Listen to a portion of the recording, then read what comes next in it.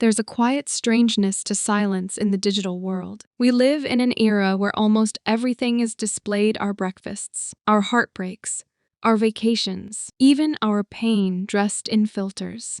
Yet, some people remain unseen. They scroll silently, observe deeply, and rarely post. Maybe you know one. Maybe you are one. And the question always lingers: why? It's easy to think they're shy or introverted, but that's only the surface. There's a deeper psychology at work, one that speaks of self-awareness, restraint, and quiet rebellion in a culture obsessed with noise. For many, silence isn't emptiness. It's control. It's the quiet authority to decide what the world doesn't get to know. Social media rewards display.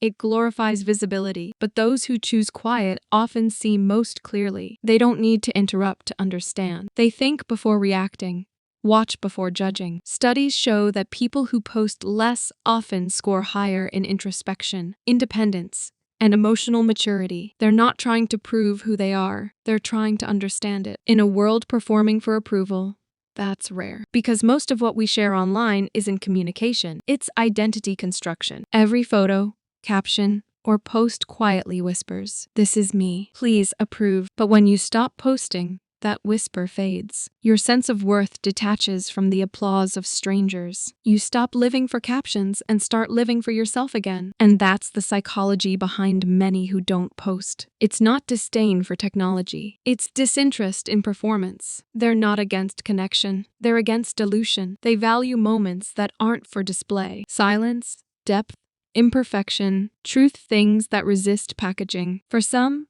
that silence follows burnout. They once shared everything until it stopped feeling real. Each became a quiet pressure to perform again. Their lives turned into stages. So one day, they simply slipped away, not in protest, but in peace. Not posting doesn't mean not feeling. It often means feeling too much.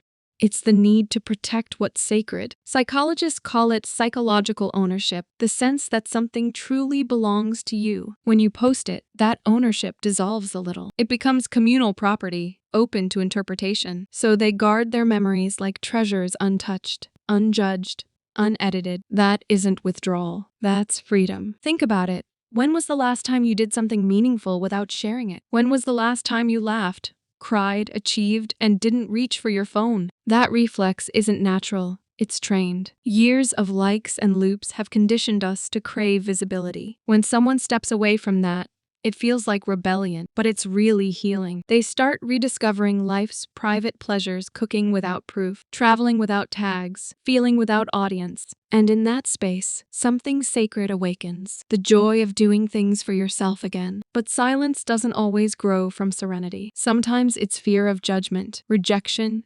misinterpretation. Social media breeds a subtle anxiety called self-presentational pressure. The awareness that you're being watched, even when you're not. For many, that's exhausting. So they retreat, not to hide, but to breathe. They want to be seen truly, not superficially. Ironically, the quietest people online often have the loudest inner worlds. They're not absent, they're overflowing. In a culture that screams, "Look at me," choosing invisibility becomes a declaration. I exist beyond your perception. They understand something most don't. Not everything sacred is meant to be witnessed. Growth, grief, transformation, these things bloom quietly, unseen. And through those silent seasons, they learn that being unseen is not insignificance, it's authenticity. Here lies the paradox. Social media connects us, yet often leaves us lonelier. When you stop posting, you stop chasing digital closeness and start rediscovering real connection. You notice who checks in without reminders, who remembers you without updates. That kind of bond is heavier, warmer, real. The people who don't post live there in the unshared moments, where love doesn't need proof. Part of this is identity security. The comfort of knowing who you are when no one's watching. True confidence isn't loud. It's the peace of being whole without an audience. And often, those who post the least have the richest stories to tell, but they save them for presence, not performance. They believe connection lives in conversation, not in comments, in shared silence, not shared screens. They carry worlds within them, observant, reflective, quietly wise. They don't need applause to exist. They simply are. In a world obsessed with visibility, maybe their silence isn't absence, it's a mirror. A reminder that not everything real needs to be displayed. That keeping something for yourself is still sacred, because the longer someone stays off the feed, the richer life becomes. Colors seem deeper. Time slows. Conversation feels honest again. When you stop performing, you start experiencing. Life returns to full color, the texture, the stillness, the subtle grace of being alive without documenting it. And here's where psychology meets philosophy. Every post, every like, releases dopamine, the brain's reward chemical. Over time, we mistake validation for worth. So when someone resists that loop, it isn't apathy.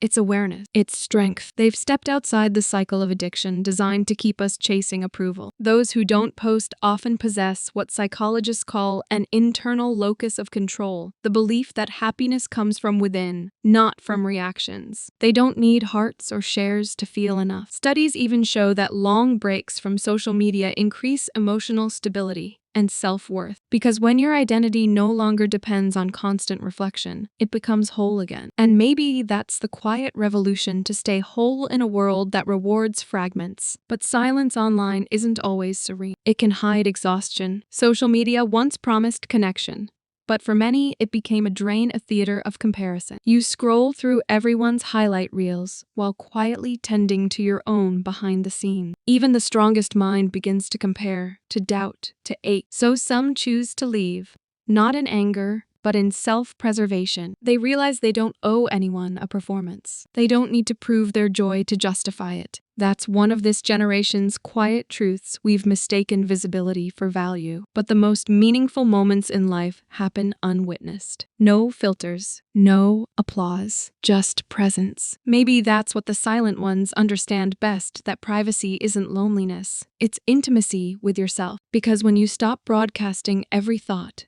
you start hearing your own again. You rediscover your inner compass. And in that stillness, you come home to yourself. It's not always peaceful. There are moments of doubt, of wondering if silence makes you irrelevant, if you're fading while others rise. But then you realize your worth doesn't vanish when unseen. It hums quietly beneath the noise. That's true confidence, not loud declaration, but quiet certainty. If you didn't post it, did it even happen? The truth is, the things that shape us most rarely do. Growth, heartbreak, forgiveness, they exist in memory, not media. They don't need witnesses to be real. Authentic self-expression isn't about exposure.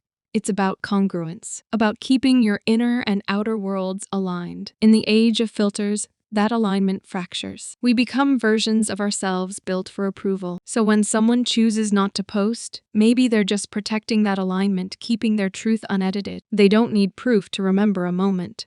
They simply live it. Those who live quietly often feel life most vividly. They absorb what others rush past: the flicker of light on a wall, the tremor in a voice, the silence between words. They're present, and presence is rare currency in a world built on attention. Their silence can be misunderstood, mistaken for detachment. But look closer. It's not emptiness. It's depth. It's the calm that follows understanding. The peace that comes when you no longer need to be known by everyone, only understood by a few. And that's what they grasp better than most.